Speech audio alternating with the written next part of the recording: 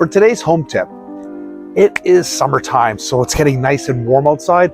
So I would suggest having a nice area outside where you can set up where people can imagine themselves having a barbecue. I got my barbecue. This is my backyard.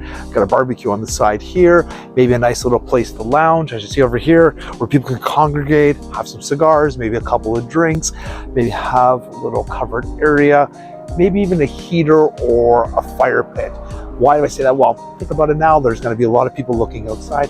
They just want to envision themselves entertaining. So things I talked about there were like people are looking to eat outside, having barbecues, having a couple of drinks, even when it gets a little bit cool outside.